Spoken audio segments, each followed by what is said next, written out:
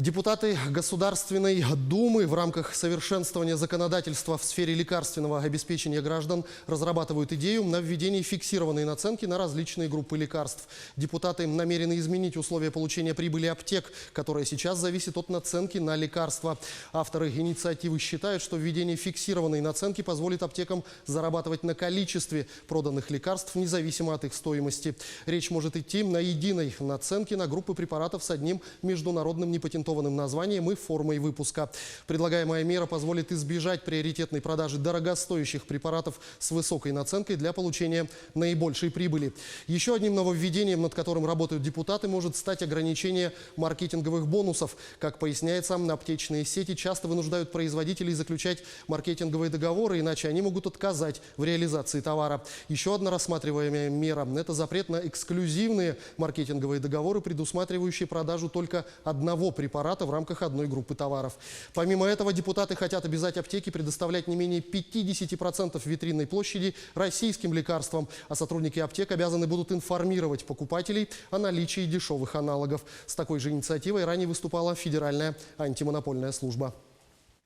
Исследования показали, что россияне в 4 раза чаще пользуются банкоматами для внесения, чем для снятия наличных. Число клиентов, которые вносят деньги на карту, увеличилось на 29%, а количество запросов на снятие наличных упало на 18%.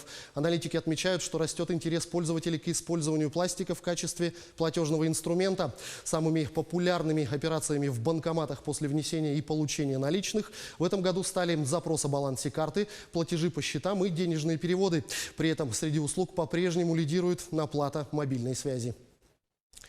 Средний чек жителя России за один поход в магазин в июле уменьшился по сравнению с июнем на 10 рублей или на 1,8% и составил 546 рублей. И это снижение происходит на фоне снижения общего объема повседневных расходов в июле.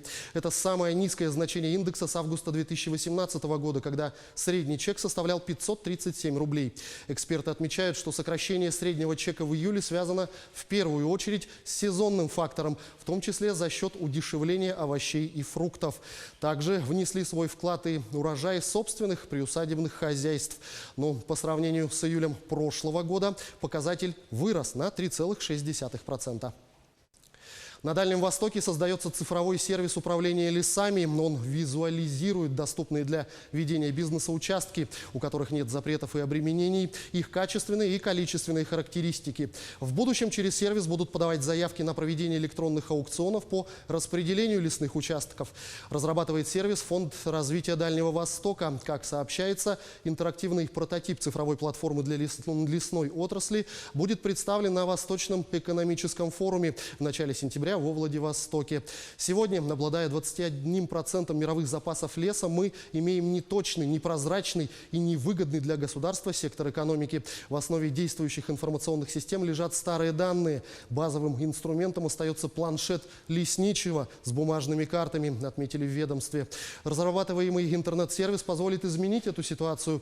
Вместо ручного и глазомерного методов и бумажных карт будут задействованы данные спутников и компьютерный анализ. Вместо закрытых и непрозрачных механизмов выделения участков предлагается проводить открытые онлайн-аукционы. Сделки с продукцией отрасли планируется перевести на единую биржевую площадку и ввести электронный паспорт древесины.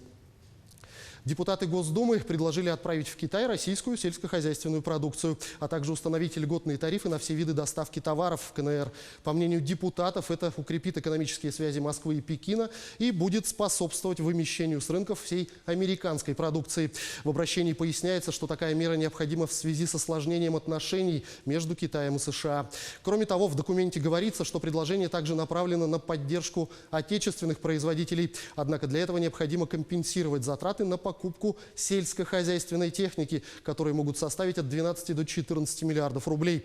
При этом производители сельскохозяйственной техники готовы увеличить объемы выпускаемой продукции в случае одобрения этой инициативы.